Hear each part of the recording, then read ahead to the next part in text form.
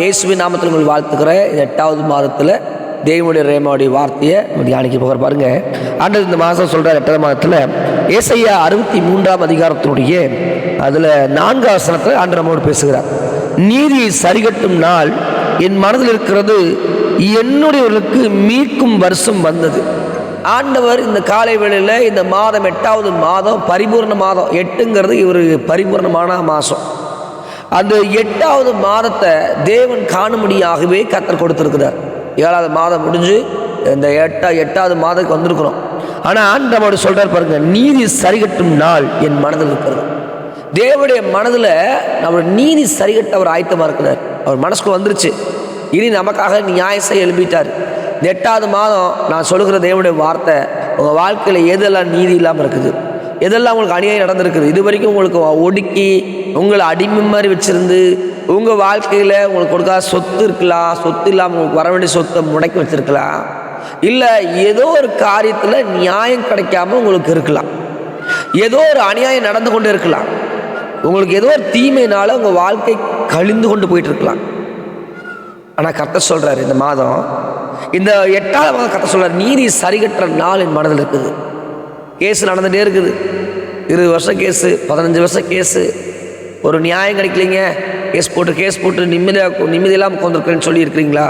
உங்களுக்கு தான் ஆண்டு பேசுகிறாரு இந்த மாதம். ஆண்டு சொல்கிறாரு, நீதி சரிகட்டுற நாள் என் மனதில் இருக்குது.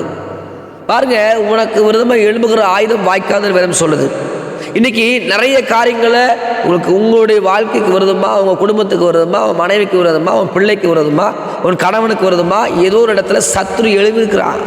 சத்துரு போல மனிதன் எழும்பி உன் குடும்பத்துக்கு விரோதமாக எழும்பி நிற்கிறான்.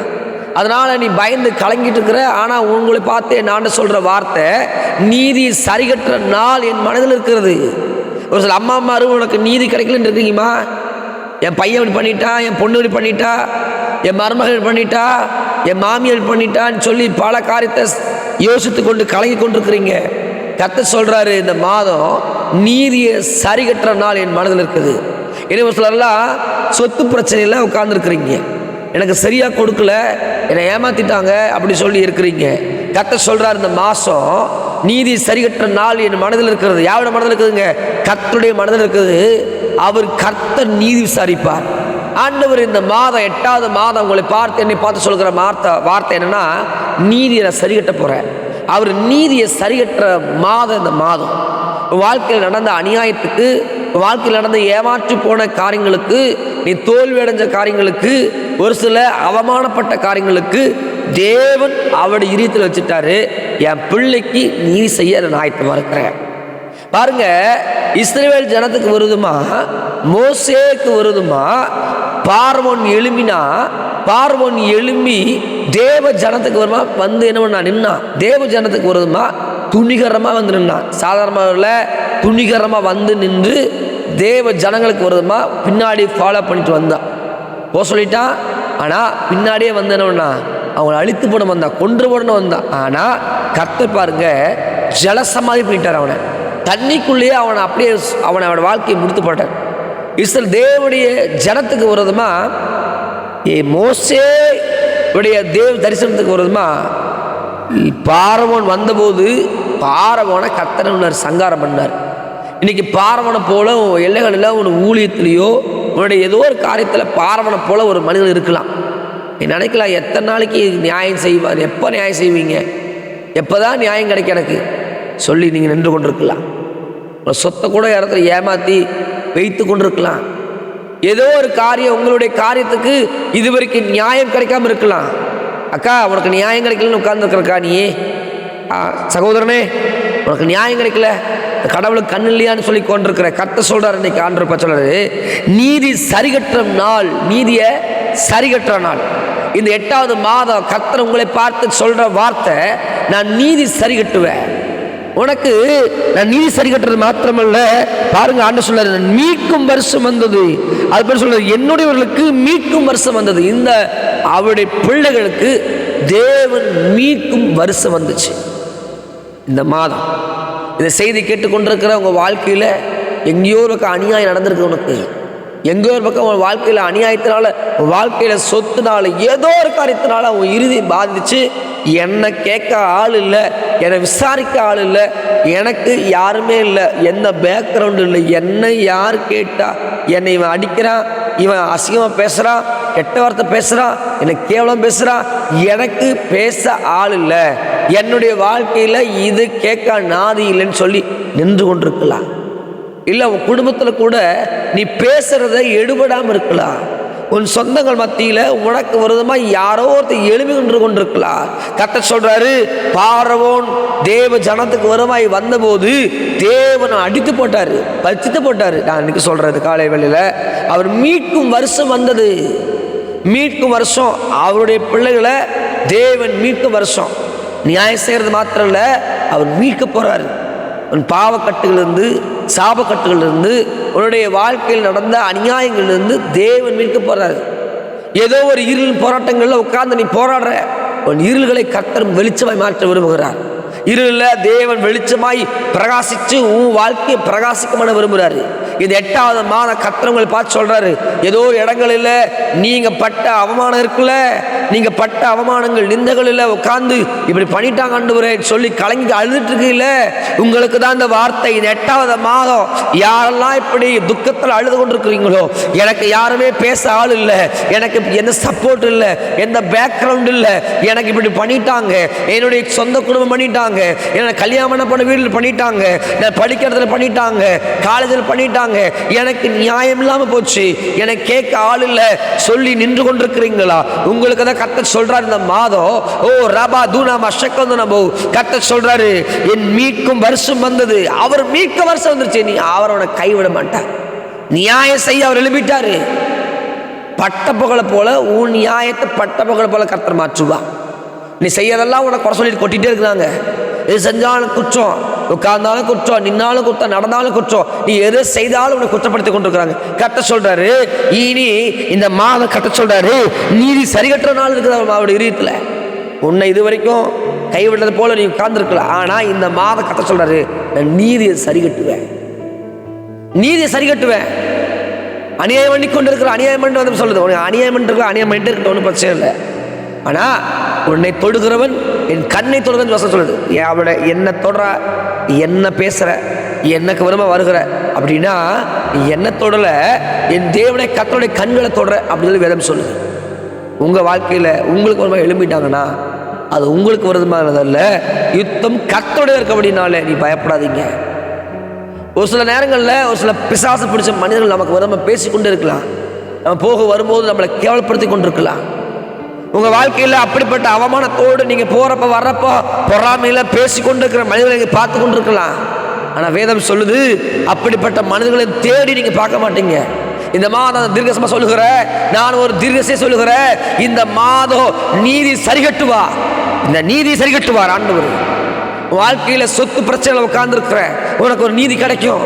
உன் வாழ்க்கையில் இப்படி பண்ணிட்டாங்க, அநியாயம் பண்ணிட்டாங்க, இத்தனை வருஷம் அநியாயம் பண்ணிட்டாங்க பிரதர், என் வாழ்க்கையில் என் கணவன் மனைவி உறவில் சேர்ந்து வாழ்வனை பண்ணிட்டாங்க, என் பிள்ளை இடத்த பிரிச்சுட்டாங்க, என்னுடைய வாழ்க்கையில என் சொத்தை பிடுங்கிட்டாங்க, எனக்கு யாரும் இல்லைன்னு சொல்லி நின்று கொண்டிருக்கிறீங்களா? உங்களுக்கு கர்த்தர் சொல்றாரு, கர்த்தர் சொல்ற நீதி சரிகட்டுற நாள் அப்படி இருக்குது. பாருங்க, எனக்கு பிளிசல் பண்ணிட்டான், இத்தனை வருஷமா பிளிசல், நான் என்ன செஞ்சது அவன் குடும்பத்துக்கு, ஆனால் என் குடும்பத்துக்கு வருமா தொடர்ச்சியா பிளிசல் பண்ணிட்டு இருக்கிறான், பிடிச்சல் பண்ணி கொண்டிருக்கிறான், என்னை அழிக்கபடி விரும்புகிறான், என்னை கொல்லாம் தேடுறான் அப்படி சொல்லி கொண்டிருக்கிறீங்களா? இந்த மாதம் சொல்றாரு, கர்த்தர் சொல்றாரு, கர்த்தருடைய மனசுல அவர் தோணிருச்சு, அவர் இருத்த தோணிட்டார். இந்த மாதம் அவர் மனசுல வந்துருச்சு, நீதிய சரிகற்ற நாள் வந்துருச்சு. ஆனா சீக்கிரமா அவருடைய பிள்ளைகளை மீட்கும் வருஷம் வந்துச்சு. அது இதுதான், இது 8வது மாதம், உங்களை மீட்கிற வருஷம். நீ எதுல போராடுறீங்க, இதுல உடைஞ்சு அழுது கொண்டிருக்கிறீங்க? இந்த மாதம் என்ன செய்வன் கலங்கி கொண்டிருக்கிறீங்களா? எனக்கு விரோதம் இந்த பிரச்சனை இருக்குது, என்ன செய்வன் கலங்கி கொண்டிருக்கீங்க? இல்ல, மீட்கும் வருஷம் வந்தது, உன்னை மீட்க போறாரு. உன் பிரச்சனை வந்து கர்த்தர் மீட்க போறாரு. உன் பாடுகள் வழியாய் போய் கொண்டிருக்கிற உங்களை பார்த்து கர்த்தர் சொல்றாரு, மீட்கும் வருஷம் வந்தது. தேவனோட வார்த்தை சொல்லப்படுது, உன்னை நான் மீட்பு கொள்ளுவேன், உன்னை நான் பாதுகாத்துக் கொள்வேன், உன்னை மறைத்துக் கொள்வேன். 8வது மாதம் கர்த்தர் சொல்றவங்களை பார்த்து சொல்றாரு, உங்களை அவர் மீட்க போறாரு. உன் அநியாயம், உனக்கு பண்ணுகிற அநியாயத்தை பார்த்து கொண்டு சும்மா இருக்க மாட்டாருப்பா, பொறுமையா இருக்குன்னு சொல்றாரு. ஆனா அவர் பொறுமையா இருக்க மாட்டாரு, நீ பொறுமையா சொல்றாரு. யுத்தம் கர்த்தரா இருக்கும் போது நீங்க சும்மா இருங்க, அவர் யுத்தம் பண்ணுவா. தம்பி, ஏன் தம்பி சண்டை போடுற? சண்டை போடாத, அமைதியாரு, பொறுமையாரு. அவர் உனக்காக பேசுவார். தங்கச்சி நீ பேசாத, கர்த்தர் பேசுவார். அக்கா நீ பேசாதக்கா, கர்த்தர் உனக்காக வழக்காடுவார். அம்மா நீங்க பேசாதீங்கம்மா, நீங்க பேசி பேசி உங்க பேச்சை யாரும் கேட்க மாட்டாங்க. உங்களுக்கு ஒருவர் பேச அவர் ஆயத்தமா இருக்கிறாரு. அண்ணா உன் பேச்ச எடுபடாம இருக்குது, கனவிடமா இருக்குது. உங்க வார்த்தைக்கு தேவன் பேச அவர் ஆயத்தமா. நீங்க சும்மா இருங்க, அவர் பேச போறாங்க. இத்தனை வருஷமா நீங்க போராடி போராடி அமைதியா சோர்ந்து போயிட்டீங்களே, உங்களுக்காக பேச இந்த மாதம் கர்த்தரே எழும்புறாரு. எனக்கு இந்த மாதம் பேசும்போது இந்த பிரசங்கம் அல்ல, இன்னொரு பிரசங்கம் பண்ணும்போது கர்த்தர் சொன்னாரு, இந்த மாதம் நான் வெள்ளை சிங்காசனம் உட்கார்ந்துருப்பேன், நான் நீதி சரி கட்டுவேன், உனக்கு வருமா சத்துருக்களை முன்னெடுப்பேன்னு பேசினார். உங்களுக்கு வருமா எழும்பின ஆயுதங்களை கர்த்தர் நிர்மூலமாக்குவார். கவலைப்படாதீங்க. இந்த மாதம் மீட்கும் வருஷம் நமக்கு வந்துருச்சு. அதே போல கர்த்தர் நீதி செய்கிற நாள் வந்துச்சு. நீதி செய்வார், உங்களை மீட்டுக் கொள்வார். ரெண்டு காரியம், ரெண்டு விதமான ஆசீர்வாதங்களை நீங்கள் பார்க்க போகிறீங்க. ஒன்று நமக்கு வருதமா எழுமுன மனிதனுக்கு வருதுமா, கர்த்தரை அவன் எல்லையிட்டு நம்மளுக்கு அவனை மத்தியில் தலையை உயர்த்தப்பட்டுவார். ஒன்று. ரெண்டாவது, நம்ம எங்கே போராடுறோமோ, எங்கே உடைக்கப்படுறோமோ, எங்கே வேதனைப்படுறோமோ அங்கே நம்மளை மீட்டுக் கொள்ள போகிறார். இந்த வருஷம் அப்படி தான். 2026 ஆண்டு 8வது மாதம் கர்த்தர் சொல்றாரு, மீட்கும் வருஷம் வந்தது. இது மீட்கிற வருஷம். நம்மளை பாவத்திலிருந்து, சாபத்திலிருந்து, நஷ்டங்களிலிருந்து, கடன்பாரங்களிலிருந்து, இன்னும் தேவையற்ற காரியங்களிலிருந்து தேவன் மீட்கும் வருஷம் வந்தது. அதனால பயப்படாதீங்க, மீட்கும் வருஷம் வந்திருக்குது. கண்களை முடிச்சோம் பண்ணலாமா? பரிசுத்த நல்ல பிதாவே, இந்த 8வது மாதம் யாரெல்லாம் ஆண்டவர் எனக்கு நியாயம் கிடைக்காதான்னு சொல்லி அழுகிறாங்களோ, இந்த 8வது மாதம் அவங்களுக்கு சொல்றீங்க மீட்கும் வருஷம் வந்தேன்னு சொன்னீங்களே, இயேசுவின் நாமத்தில் இந்த மாதம் ஒவ்வொருவரையும் மீட்டுக் கொள்வீராக. இது 8வது மாதம் ஆண்டவரே, மீட்கும் வருஷம் வந்ததல்லவா, மீட்கும் வருஷத்தினாலே பிள்ளைகளை நிரப்புங்க ஆண்டவரே. இயேசுவின் நாமத்தினால எல்லையில் ஒரு பெரிய மாற்றம் உண்டாகட்டும் ஆண்டவரே. தேவனை கர்த்தருடைய கரம், தேவனுடைய நன்மையுள்ள கரம் இறங்கி வருவதாக. இதோ என் ஆண்டவர் இறங்கி வர்றாரு. அண்ணா உனக்காக அவர் இறங்கி வர்றாரு. சகோதரி உனக்காக ஆண்டவர் இறங்கி வர்றாரு. அக்கா உனக்காக அவர் இறங்கி வர்றாரு. தம்பி உனக்காக கர்த்தர் பேச எழுப்பிட்டாரு. உங்களுக்காகவே, உன்னை மீட்கும்படியாகவே அவர் எழுப்பி விட்டாரு. இனி அவர் உன்னை கைவிட மாட்டார். இம்மை பொழுது உன்னை கைவிட்டாரு, ஆனா அவருடைய இரக்கத்தினாலே நீடி சாந்தத்தோடு ஒன்று அவர் தூக்கி எடுக்கிறாரு. தேவஜனமே, தேவப்பிள்ளைகளே, ஓ ரெமி தெனிமி ஷக்கதுனவோ, மீட்கும் வருஷம் வந்தது.